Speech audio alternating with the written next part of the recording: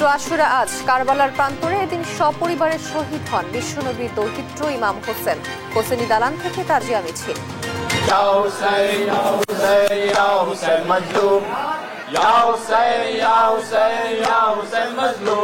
Malaysia থেকে ফেরত পাঠানো শ্রমিকদের কেউ জঙ্গি নয়, জানালেন স্বরাষ্ট্র উপদেষ্টা। বাংলাদেশে কোনো জঙ্গি নেই। বাংলাদেশে জঙ্গিবাদের কোনো অবস্থান নাই, এখানে কোনো ধরনের জঙ্গিবাদ নাই। আপনাদের সহযোগিতায় কিন্তু এখানে জঙ্গিবাদ নির্মূল করে দেওয়া হয়েছে। বিএনপিকে সংস্কার বিরোধী হিসেবে দেখানোর চেষ্টা করছে একটি মহল। অভিযোগ ফখরুলের, নতুন নতুন সংস্কার প্রস্তাবে সময় নষ্ট হচ্ছে। জুলাই অভ্যুত্থানের চেতনাকে ব্যাহত করতে চাচ্ছে একটি দল, বলছে জামায়াত। জাতীয় নির্বাচনের আগে বিচার ও স্থানীয় নির্বাচনের দাবি। অনিয়ম দুর্নীতির আখড়া গাজীপুরের গোসিঙ্গা ইউনিয়ন ভূমি অফিস, টাকা ছাড়া মেলে না নামজারি সহ কোনো সেবা, অনুপস্থিত থাকেন কর্মকর্তারা। ট্রাম্পের সঙ্গে প্রকাশ্যে বিরোধ ইলন মাস্কের, একদলীয় শাসন ভেঙে দিতে আসছে আমেরিকা পার্টি, দেশকে দেউলিয়া মুক্ত করার ঘোষণা। এবং ক্লাব বিশ্বকাপ ফুটবলে বায়ার্ন মিউনিখকে 2-0 গোলে হারিয়ে সেমিফাইনালে পিএসজি। রুশিয়া ডর্টমুন্ডের বিপক্ষে জয় পেয়েছে রিয়াল মাদ্রিদ। দেখছিলেন শিরোনাম সংবাদ দুপুরে, আপনাদের সঙ্গে আছি আমি তোয়া আফরোজ। এবার বিস্তারিত। আজ মহরমের 10 তারিখ, পবিত্র আশুরা। 61 হিজরির এদিনে অন্যায়ের বিরুদ্ধে মাথা নত না করে কারবালার ময়দানে ইয়াজিদ বাহিনীর হাতে শাহাদাত বরণ করেন বিশ্বনবী হযরত মুহাম্মদ সাল্লাল্লাহু আলাইহি ওয়াসাল্লামের প্রিয় দৌহিত্র ইমাম হোসেন সহ 72 জন। দিনটি স্মরণে ইবাদত বন্দেগীতে মশগুল থাকেন বিশ্বের মুসলিম উম্মাহ। বাংলাদেশেও ভাব গাম্ভীর্যের সঙ্গে পালিত হচ্ছে দিনটি। রাজধানীর বিভিন্ন স্থান থেকে বের হয়েছে তাজিয়া মিছিল। শোক প্রকাশ, মুসলমানদের ঐক্যের ডাক দিচ্ছেন অংশগ্রহণকারীরা। নিয়াজ মোর্শেদ ও আলিমুজ্জামান সাফওয়ানের সহায়তা জানাচ্ছেন মাহবুব তামিম। আজ পবিত্র আশুরা, হিজরি মুহররম মাসের 10ম দিন। কারবালার প্রান্তরে মহানবী হযরত মুহাম্মদ সাল্লাল্লাহু আলাইহি সাল্লামের প্রিয় দৌহিত্র ইমাম হোসেন রাদিয়াল্লাহু তাআলা আনহুর শাহাদাতের স্মরণে দিনটি ইসলামের ইতিহাসে এক বেদনাবিধুর ও তাৎপর্যপূর্ণ দিন হিসেবে বিবেচিত। ইতিহাস, শোক ও ত্যাগের মহিমায় ভাস্বর এই দিনটি গভীর ভাবগাম্ভীর্যের সঙ্গে পালিত হচ্ছে বাংলাদেশ সহ সমগ্র মুসলিম বিশ্বে। দিনটি উপলক্ষে রাজধানী ঢাকা সহ দেশব্যাপী ধর্মীয় অনুষ্ঠান, নফল রোজা ও ইবাদতে মগ্ন রয়েছেন মুসলমানরা। শিয়া সম্প্রদায়ের উদ্যোগে সকাল 10টায় পুরান ঢাকার হোসেনি দালান ইমামবাড়া থেকে বের হয় 10 মুহররমের প্রধান তাজিয়া মিছিল। মিছিলের সামনে রয়েছে কালো ব্যানার, লাল সবুজ নিশান, পাঞ্জা আলম মাতম, দুলদুল ঘোড়া, খুনি ঘোড়া ও একটি জারি তাজিয়া। মিছিলটি হোসেনি দালাল ইমামবাড়া উত্তর গেট থেকে বের হয়ে হোসেনি দালান রোড, বকশীবাজার লেন, আলিয়া মাদ্রাসা রোড, বকশীবাজার মোড়, আজিমপুর চৌরাস্তা মোড়, নীলক্ষেত মোড়, মিরপুর রোড, সায়েন্স ল্যাব মোড়, 7 মসজিদ রোড হয়ে দুপুর 2:30টার দিকে ধানমন্ডি এলাকায় গিয়ে শেষ হবে। চোখে সুরমা, মুখে শোকের স্লোগান, গায়ে কালো পাঞ্জাবি, কালো বেশ ধারণ ও খালি পায়ে মিছিলে অংশ নিয়েছেন নানা বয়সী মানুষ। মিছিলে অংশ নিয়ে হাই হোসেন বলে শোকের মাতমে শরিক হয়েছেন তারা, করছেন শোক প্রকাশ। আজকের দিনটা আমাদের শোক। আজকে যেমন আমাদের ফ্যামিলি থেকে যদি কেউ মারা যায়, যেমন আমরা শোক পালন করি, আজকে আমাদের এইটাই দরকার।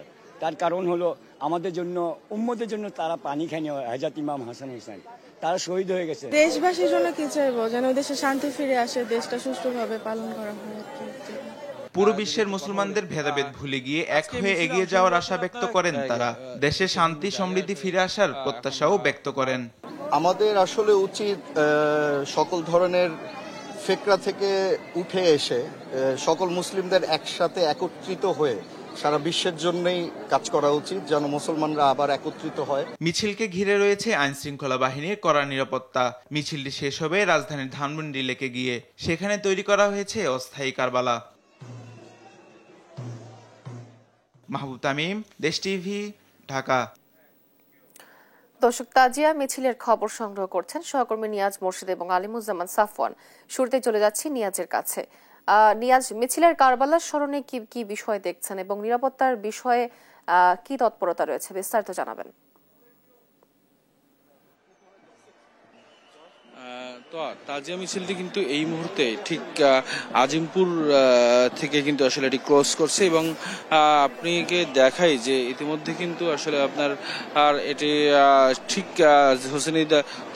হোসেনি দালান থেকে সকাল 10টা নাগাদ এই মিছিলটি শুরু হয় এবং এটি ঠিক আপনার চকবাজার, লালবাগ হয়ে এবং বক্সিবাজার, এটি কিন্তু আপনার এই যে এখন আজিমপুর ওর যে এরিয়া রয়েছে সেই এরিয়া থেকে কিন্তু এটি আসলে আপনার আর ক্রস করছে এবং এটি এখান থেকে গিয়ে সর্বশেষ একেবারে ধানমন্ডির জিগাতলায় গিয়ে আসলে শেষ হবে।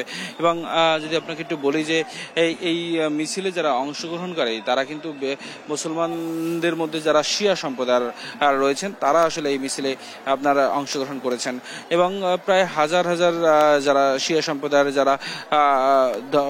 সম্প্রদায়ের অনুসারী যেসব মুসলমান রয়েছেন তারা এখানে অংশগ্রহণ করেছে এবং তারা এই মিছিলে অংশগ্রহণ করার মধ্যে দিয়ে তারা বেশ তাৎপর্য খুঁজে পান এবং তাৎপর্য জানতে গিয়ে আমাদেরকে যেটা তারা বলেছেন যে তারা আজকে এই তাজিয়া মিছিলে অংশগ্রহণ করে তারা মহান আল্লাহ তাআলা যে রাজি খুশি সেটি তারা অর্জন করবেন এবং সেই সাথে তাদের যে প্রত্যাশা আছে নিজেদের ব্যক্তিগত সেই প্রত্যাশা পূরণ আসলে তারা করবেন এবং সেই সাথে পরকালে যাতে যারা জান্নাত লাভ করতে পারেন সেই প্রত্যাশা আসলে তারা করেন। এবং এখানে কিন্তু আজকের এই তাজিয়া মিছিলে কিন্তু নারী, পুরুষ, শিশু সব বয়সের সবাই কিন্তু আসলে এই তাজিয়া মিছিলে আসলে অংশগ্রহণ করেছেন এবং নানা ধরনের নিশান, যেমন আপনার আলান যাকে বলা হয় এবং জুলজান যেটাকে ঘোড়া সাজিয়ে রাখা হয়, সেটি কিন্তু আসলে আজকের এই তাজিয়া মিছিলে তারা নিয়ে এসেছেন এবং ইমাম হোসেন রাদিয়াল্লাহু তাআলা আনহু যে ঘোড়ায় করে আসলে যুদ্ধে গিয়েছিলেন সেদিন কারবালার প্রান্তরে, সেই তিনি তার ঠিক ঘোড়ার মতোই অবিকল একটি ঘোড়া আসলে প্রতীকী ঘোড়া হিসেবে তারা কিন্তু এখানে সাজিয়ে নিয়ে আসছেন। এবং যদি একটু বলি যে এছাড়াও তাজিয়া এবং আপনার নানা ধরনের নিশান এবং এই যারা শিশুরা তারাও আসলে এই বিভিন্ন ধরনের যুদ্ধের সাজে আসলে তারা সজ্জিত হয়ে কিন্তু এই তাজিয়া মিছিলে অংশগ্রহণ করেছেন এবং হাই হোসেন যে ধ্বনি রয়েছে সেই ধ্বনিতে কিন্তু আসলে পুরো মিছিলটি কিন্তু আপনার ধ্বনিত করে রেখেছে এই শিয়া সম্প্রদায়ের যারা রয়েছেন তারা। এবং যদি বলি যে এই মিছিলকে কেন্দ্র করে নিরাপত্তা ব্যবস্থার কথা যদি বলি, নিরাপত্তা ব্যবস্থা কিন্তু বেশ জোরদার করা হয়েছে। আপনার পুলিশের কিন্তু কয়েক স্তরের পুলিশ আমরা দেখেছি, তারা কিন্তু আসলে এই কয়েক স্তরের নিরাপত্তা দিয়ে রেখেছেন। সেই সাথে আমরা র্যাবের টিম দেখেছি এবং সেনাবাহিনী দেখেছি এবং সেই সাথে আপনার যারা ফায়ার সার্ভিসের যারা রয়েছেন তাদেরকেও আমরা দেখেছি এই মিছিলকে আসলে নিরাপত্তা দেওয়ার জন্য আসলে যথেষ্ট ব্যবস্থা তারা রেখেছেন। এবং সেই সাথে স্বেচ্ছাসেবক টিম রয়েছে, স্বেচ্ছাসেবকরা আসলে আপনার মিছিলটা যেন সুশৃঙ্খল ভাবে যায় সেটি তারা আসলে ব্যবস্থা করছেন এবং অনেকে আসলে আপনার যে মিছিলে যাতে হাঁপিয়ে পড়ে সেই কারণে হাঁপিয়ে না পড়ে সে কারণে আসলে পানির ব্যবস্থা করা হয়েছে এবং তারা পানিও অনেকে আসলে নিজ উদ্যোগে পানির ব্যবস্থা করেছেন এবং যে তাজিয়াগুলো রয়েছে সেই তাজিয়াগুলো থেকে আসলে খাবার বিতরণ করা হচ্ছে এবং সেগুলো খেয়ে যেন আসলে তারা আল্লাহ তাআলার রাজি খুশি অর্জন করতে পারে বা তাদের জীবনে ভালো কিছু বয়ে আনবে তেমন প্রত্যাশা আসলে মুসলমানরা তাদের সেই তাজিয়া থেকে আসলে খাবার নিয়ে তারা খাবার গ্রহণ করছে। এবং আমরা দেখেছি আসলে মহিলারাও কিন্তু আপনার হাই হোসেন বলে বুক চাপড়িয়ে কিন্তু তারা এগিয়ে যাচ্ছে এবং সেই সাথে যদি বলি যে আপনার এই এখন কিন্তু মিছিলটি আসলে এই আজিমপুর থেকে আসলে আপনার আর ক্লোজ করছে এবং আজিমপুর থেকে এখান থেকে ক্লোজ করে তারা ঠিক আপনার নিউ মার্কেটের সামনে দিয়ে একেবারে ধানমন্ডির জায়গাতলায় গিয়ে কিন্তু এটি শেষ হবে। এবং এই ছিল আমার কাছে সর্বশেষ তথ্য। মিছিলের সাথে আছে আমাদের আরেক সহকর্মী আলিমুজ্জামান সাফওয়ান। আমরা চলে যাব আলিমুজ্জামান সাফওয়ানের কাছে। সাফওয়ান, মিছিলের সর্বশেষ পরিস্থিতি কি একটু জানাবেন?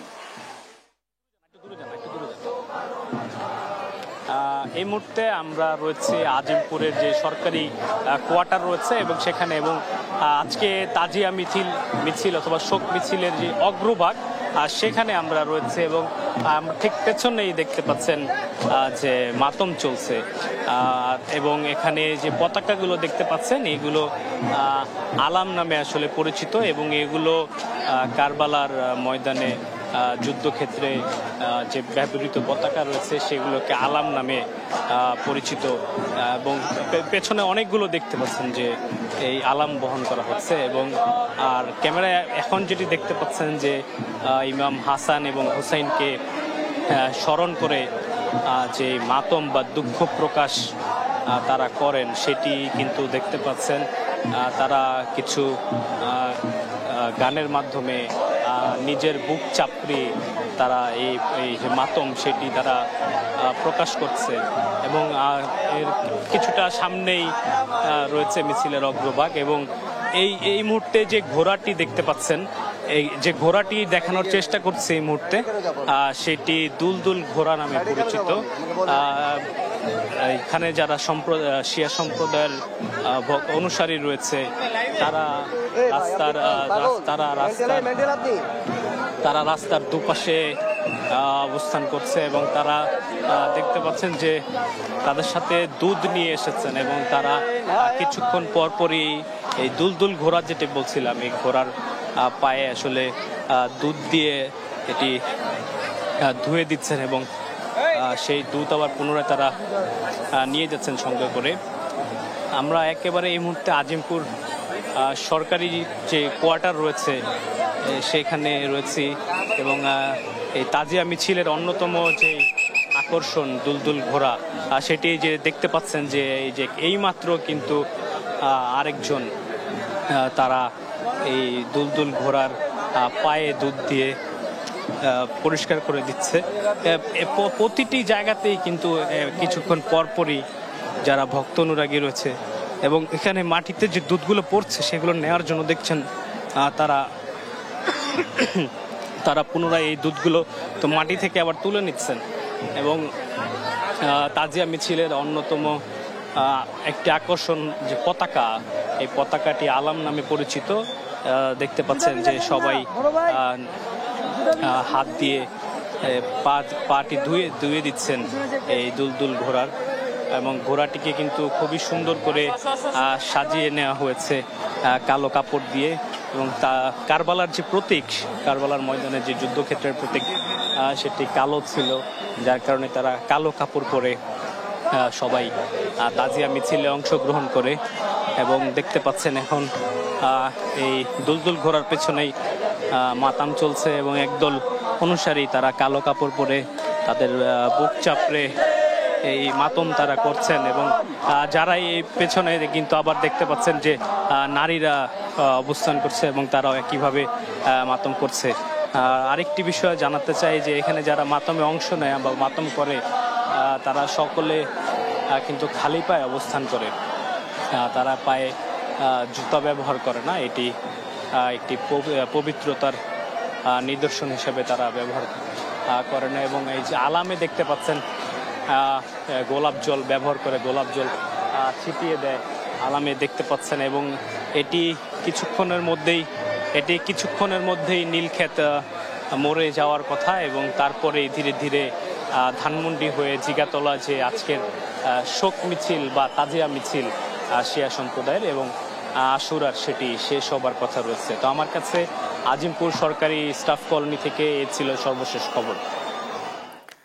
আপনাদের দুজনকে ধন্যবাদ। দর্শক, তাজিয়া মিছিল সম্বন্ধে সর্বশেষ খবর জানাচ্ছিলেন আমাদের সহকর্মীরা। পবিত্র আশুরা জুলুম ও অবিচারের বিপরীতে সত্য এবং ন্যায় প্রতিষ্ঠায় মানব জাতিকে শক্তি ও সাহস যোগাবে বলে মন্তব্য করেছেন প্রধান উপদেষ্টা ডক্টর মোহাম্মদ ইউনূস।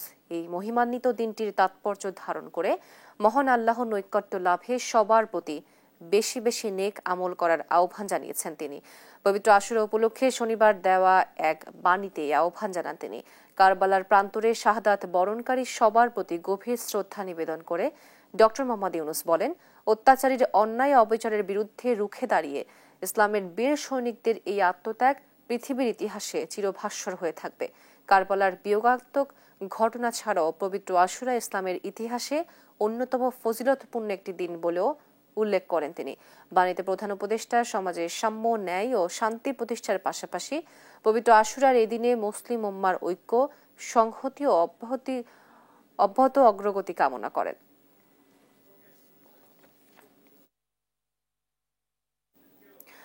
আওয়ামী নেতাদের পৈশাচিক দমন পীড়ন ইয়াজিদ বাহিনীর সমতুল্য ছিল, এমন মন্তব্য করেছেন বিএনপির ভারপ্রাপ্ত চেয়ারম্যান তারেক রহমান। পবিত্র আশুরা উপলক্ষে গণমাধ্যমে পাঠানো বিবৃতিতে কথা বলেন তিনি। তারেক রহমান বলেন, হযরত হোসেন রাদিয়াল্লাহু আনহু এর শাহাদাত অন্যায়, অত্যাচার ও নিপীড়নের বিরুদ্ধে এক নজিরবিহীন আদর্শিক সংগ্রামের উদাহরণ। ইসলাম ধর্মের অনুসারীদের জন্য অত্যন্ত ঘটনাবহুল ও স্মরণীয় একটি দিন। পলাতক নিষ্ঠুর আওয়ামী লীগ নেতাদের পৈশাচিক দমন পীড়নও ছিল ইয়াজিদ বাহিনীর সমতুল্য। তাই কোনোভাবেই যেন নির্দয় অত্যাচারীর অভ্যুদয় না ঘটে, সেজন্য ইমাম বাহিনীর যুদ্ধ সব সময় প্রতিরোধ আন্দোলনের প্রেরণা যোগায় বলে জানান তারেক রহমান।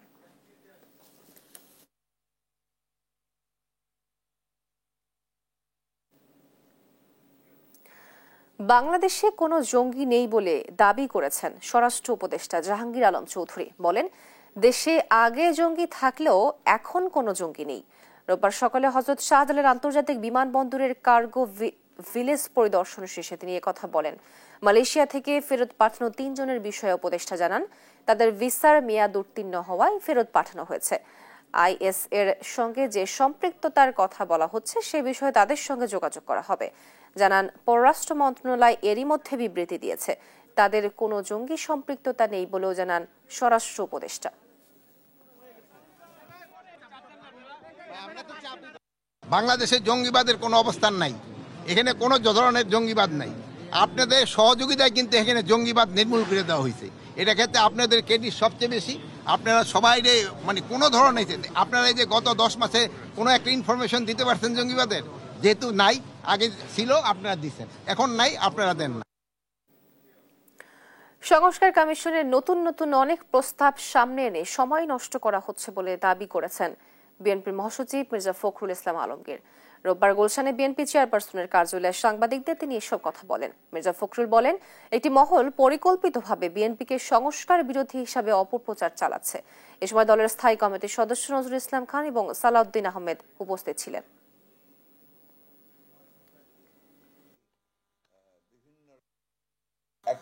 একটা মহল, একটা চক্র অত্যন্ত পরিকল্পিতভাবে বিএনপিকে সংস্কার বিরোধী বলে প্রচার করবার একটা অপচেষ্টা চালাচ্ছে।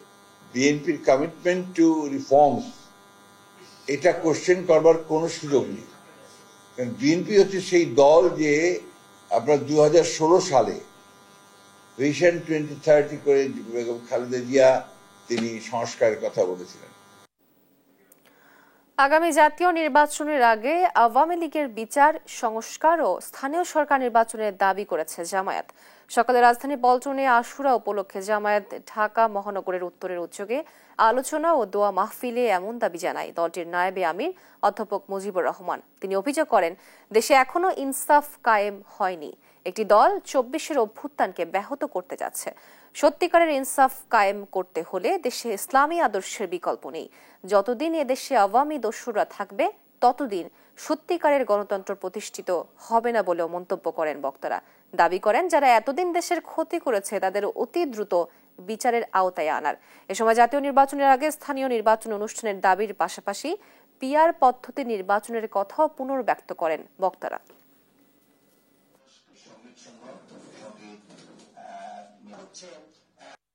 জাতীয় সংসদ হচ্ছে সবচেয়ে ভাইটাল জিনিস। এটা যদি ক্ষতি হয় তাহলে গোটা জাতি ক্ষতিগ্রস্ত হবে। কিন্তু স্থানীয় নির্বাচন যদি গোলমালও হয় তাতে জাতির উল্টাপাল্টা কিছু হবে না।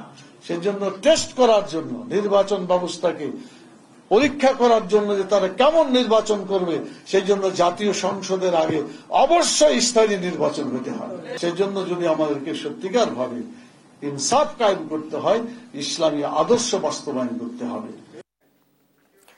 বিচার, সংস্কার ও তারপর নির্বাচন, এই 3 দাবিকে সামনে রেখে জাতীয় নাগরিক পার্টি এনসিপি এর জুলাই পদযাত্রা আজ পৌঁছেছে চাঁপাইনবাবগঞ্জে। রোববার সকালে পাশের জেলা নওগাঁ থেকে রওনা হয়ে চাঁপাইনবাবগঞ্জে প্রবেশ করেন এনসিপি নেতারা। শহরের শান্তিমোড় থেকে পদযাত্রা শুরু করে শহরের প্রধান সড়ক সমূহ প্রদক্ষিণ করবেন তারা। নবাবগঞ্জ সরকারি কলেজের সামনে তৈরি করা হয়েছে পথসভার মঞ্চ। ইতোমধ্যে সেখানে জড়ো হচ্ছেন স্থানীয় নেতাকর্মী ও এলাকাবাসী। পথসভায় কেন্দ্রীয় নেতারা বিচার বিভাগে সংস্কার ও নতুন সংবিধানের দাবিতে বক্তব্য রাখবেন। এনসিপির দাবি, সুষ্ঠু নির্বাচন নিশ্চিত করতে আগে প্রয়োজন বিচার ও রাজনৈতিক সংস্কার। তাদের মতে এর আগে কোনো নির্বাচন গ্রহণযোগ্য হতে পারে না। পথসভার মাধ্যমে চাঁপাইনবাবগঞ্জে আজকের কর্মসূচি শেষ হবে বলে জানিয়েছেন আয়োজকরা।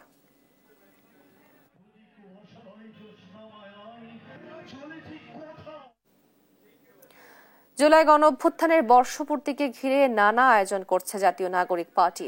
এরই অংশ হিসাবে চাঁপাইনবাবগঞ্জে অনুষ্ঠিত হচ্ছে পদযাত্রা। যেখানে অংশ নেবেন কেন্দ্রীয় ও স্থানীয় নেতাকর্মীরা। এ নিয়ে জানাতে সরাসরি যোগ দিচ্ছেন আমাদের সহকর্মী তারেক রহমান। তারেক, চাঁপাইনবাবগঞ্জে কর্মসূচি নিয়ে বিস্তারিত আমাদেরকে জানাবেন।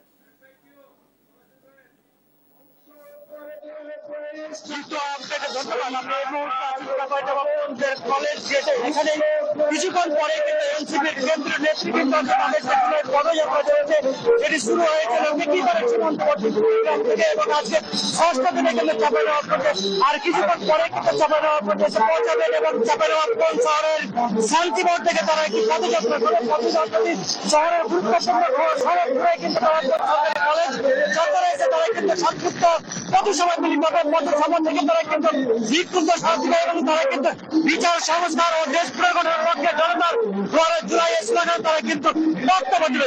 এখানে প্রায় শতাধিক কেন্দ্র এনসিপির নেতা কর্মী আসছেন বলে আমাদেরকে স্থানীয় এনসিপির নেতৃবৃন্দ জানিয়েছেন। আমরা যে বিষয়টি দেখেছি যে সকাল থেকে চাঁপাইনবাবগঞ্জের 5 উপজেলা সদর উপজেলার এনসিপি যারা নেতৃবৃন্দ আছে, বৈষম্য শিক্ষার্থী যারা আন্দোলন নেতৃবৃন্দ আছে, তারা কিন্তু এই মিটিং এ আজকে তারা কিন্তু পথসভায় কিন্তু অংশ নিবে। দূর থেকে ব্যানার পিছন এবং মিছিলকে তারা কিন্তু এখানে জড়ো হয়েছে।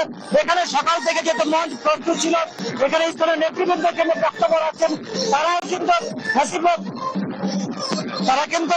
তারা কিন্তু বক্তব্য দিচ্ছেন এবং হাসিনার সাথে কিন্তু বিচার দাবি করছেন। তারা বলছেন জুলাই সনদ অবিলম্বে দিতে হবে এবং রাষ্ট্র সংস্কার পরে কিন্তু তারা নির্বাচনের কিন্তু দাবি করছেন। আমরা যদি একটু বলে রাখি যে এখানে প্রশাসনিক শিক্ষার্থীরা এবং এনসিপি নেতৃবৃন্দ আসছেন, তারা বক্তব্য দিচ্ছেন এবং এখানে তারা কিন্তু জড়ো হচ্ছেন। আমরা যে মুহূর্তে খবরটা পেয়েছি যে কিছুক্ষণ পরে কিন্তু এনসিপির কেন্দ্রীয় নেতৃবৃন্দ এই চাঁপাইনবাবগঞ্জের কলেজ চত্বরে উপস্থিত হবেন এবং এখান থেকে বক্তব্য দিবেন। এখানে আমরা দেখতে পাচ্ছি এনসিপি নেতৃবৃন্দ এবং বৈষম্য শিক্ষার্থী সহ মানুষ কিন্তু এই আজকের পদযাত্রায় অংশ নিয়েছেন। তারা কিন্তু অপেক্ষা করছেন কেন্দ্রীয় নেতৃবৃন্দের জন্য। এই ছিল আপনার চাঁপাইনবাবগঞ্জের গত সকালের সর্বশেষ পরিস্থিতি। তারেক, আপনাকে ধন্যবাদ। দর্শক, চাঁপাইনবাবগঞ্জের এনসিপির পদযাত্রার বিষয়ে বিস্তারিত জানাচ্ছিলেন আমাদের সহকর্মী তারেক রহমান। রাজধানীর খিলক্ষেতে কাভার্ড ভ্যানের চাপায় ঢাকা উত্তর সিটি কর্পোরেশনের 2 পরিচ্ছন্নতা কর্মী নিহত হয়েছেন। রোববার সকালে খিলক্ষেতের লা মেরিডিয়ান হোটেলের বিপরীত পাশের রাস্তায় এ মর্মান্তিক দুর্ঘটনা ঘটে। নিহতরা হলেন 60 বছর বয়সী আশরাফ আলী ও 40 বছর বয়সী নিহার। তারা দুজনে শেরপুর ও নওগাঁ জেলার বাসিন্দা ছিলেন এবং ঢাকা উত্তর সিটি কর্পোরেশনের পরিচ্ছন্নতা কর্মী হিসাবে কর্মরত ছিলেন। দুর্ঘটনার পরপরই কাভার্ড ভ্যানটি জব্দ করে পুলিশ এবং চালক আবুল কাশেমকে ঘটনাস্থল থেকে গ্রেফতার করা হয়। নিহতদের মরদেহ খিলক্ষেত থানা থেকে প্রাথমিক প্রক্রিয়া শেষে ঢাকা মেডিকেল কলেজ হাসপাতালের মর্গে পাঠানো হবে।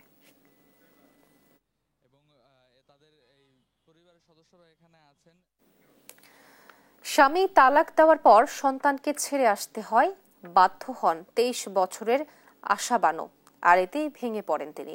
একসময় মানসিক ভারসাম্য হারিয়ে নওগাঁর বাবার বাড়ি থেকে বেরিয়ে পড়েন অজানার পথে। ঘুরতে ঘুরতে রাজশাহীর গোদাগাড়ির ভারতীয় সীমান্ত ঘেঁষে এলাকায় পৌঁছান। ভারতীয় ভেবে স্থানীয়রা তাকে বিজিবির হাতে তুলে দেয়। এরপর ভারতীয় পরিচয়ে 1.5 মাস জেল খাটেন। অবশেষে কারা কর্তৃপক্ষের চেষ্টায় পরিবারের কাছে ফিরতে পেরেছেন নওগাঁর আশা। কামাল হোসেনকে সঙ্গে নিয়ে কাজী শাহিদের প্রতিবেদন। 2022 সালে স্বামী তালাক দিয়ে বাড়ি থেকে বের করে দেয় আশা বানুকে, রেখে দেয় ছেলে সন্তানকেও। সেই বিয়ে নিয়ে আক্ষেপ এখনো আশা বানুর কণ্ঠে। পাগলের সঙ্গে বিয়ে দিছে, পরে জানছি আমি একটা পাগল আমাকে একটা ভালো লোকের সঙ্গে বিয়ে দিত, তাহলে আমার জীবনটা ভালো হইতো। আঙ্গুল চেনের মধ্যে গেছে, ভ্যান আসছিল বাসার মধ্যে, ভ্যানের মধ্যে আঙ্গুল গেছে, পরে কেটে পড়ে যেত। আমি একটা কথা নিয়ে আমার সঙ্গে ঝগড়া বেঁধে গেছে যে আমার ছেলেকে তুমি দেখতেছো না, যদি আঙ্গুল কেটে যাইতো। এরকম একটা সিচুয়েশনে ঝগড়াটা বেড়ে যায়, পরে আমি ডিভোর্স করছি। সংসার হারিয়ে অনেকটা পাগল প্রায় হয়ে বাড়ি থেকে বেরিয়ে পড়েন। এবছরের 16 মে অনুপ্রবেশ সন্দেহে যখন বিজিবি সদস্যরা আটক করে সোপর্দ করে পুলিশের কাছে, তখন আশা বানুর পরিচয়ের সবখানে লেখা ছিল অজ্ঞাত। 1.5 মাসের বেশি সময় ভারতীয় পরিচয়েই জেল খাটেন তিনি। নদীর পাশ দিয়ে আমি হাঁটতেছিলাম, তখন বিজিবি স্যাররা আমাকে ভারতীয় বলে ধরে নিয়ে যায়, থানায় দিয়ে দেয়। তখন আমার মাথায় সেন্স ছিল না, পরে সেন্স ফিরে আসার পরে আমি বলেছি যে নওগাঁ জেলায় আমার বাড়ি, আমার বাবা আছে, আমার মা ছোটবেলায় মারা গেছে। তখন আমি সুস্থ হওয়ার পরে আমাকে আমার বাবা নিয়ে আসছে। হঠাৎ নিখোঁজ হওয়া আশার সন্ধানে পুলিশের শরণাপন্ন হয়েছিলেন বাবা মীর মুস্তাফিজুর রহমান। অবশেষে কারা কর্তৃপক্ষের মাধ্যমে সন্ধান পান মেয়ের।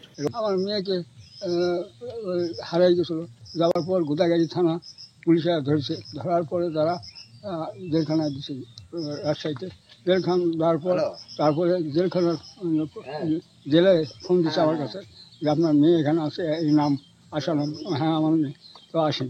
কারা কর্তৃপক্ষ জানায় আদালতের মাধ্যমে যখন তারা আশাকে পান তখন কোনো কথাই বলতেন না, নানা প্রশ্ন করলেও চুপ থাকতেন। 1.5 মাসের চেষ্টায় আশার মুখে কথা ফোটাতে সফল হন তারা। মেলে সব প্রশ্নের উত্তর। এরপর আইনি প্রক্রিয়া মেনে হস্তান্তর করা হয় পরিবারের কাছে। যতটুকু ধারণা করা হয়েছে সে হচ্ছে রয়ের এজেন্ট হিসেবে এখানে অনুপ্রবেশ করেছে। তো সেক্ষেত্রে যখন বিজ্ঞাপনের মাধ্যমে কারাগারে আসার পরে জেল সুপার কাছে পরবর্তীতে যে চলে আসে, যে নির্দেশনা চলে আসে যে সে আসলে ভারতীয় কেউ নন, অনুপ্রবেশকারীও নন, বাংলাদেশের একজন নাগরিক। তার আত্মীয় স্বজনের সঙ্গে যোগাযোগ করা হয় এবং তার যে অ্যাডভোকেট তার সঙ্গে যোগাযোগ করা হয়। পরে তার বাবা এবং অ্যাডভোকেটের উপস্থিতিতে তাকে যথারীতি আনুষ্ঠানিকভাবে হস্তান্তর করা হয়। কারা কর্তৃপক্ষ জানিয়েছে ভারতীয় গুপ্তচর হিসেবে পুলিশ কারাগারে পাঠিয়েছিল আশাকে। এখন আইনি প্রক্রিয়া মেনে শেষ হবে সেই মামলা। এজন্য আদালতে হাজিরা দিতে হবে তাকে। কাজী শাহেদ, দেশ টিভি, রাজশাহী। অনিয়ম আর দুর্নীতির আখড়ায় পরিণত হয়েছে গাজীপুরের শ্রীপুর উপজেলার গোসিঙ্গা ইউনিয়ন ভূমি অফিস। নাম খারিজ থেকে শুরু করে জমিজমার সব কাজেই দিতে হয় বাড়তি টাকা। কর্মকর্তা কর্মচারীদের খুশি করতে পারলেই মেলে সেবা, না হলে ঘুরতে হয় দিনের পর দিন। বছরের পর বছর ধরে এই অনিয়মই যেন নিয়মে পরিণত হয়েছে। সাধারণ মানুষকে জিম্মি করে প্রতিদিন হাতিয়ে নেওয়া হচ্ছে হাজার হাজার টাকা। সহকর্মী এম নজরুল ইসলামের পাঠানো তথ্য ছবিতে জানাচ্ছেন মাহবুব তামিম।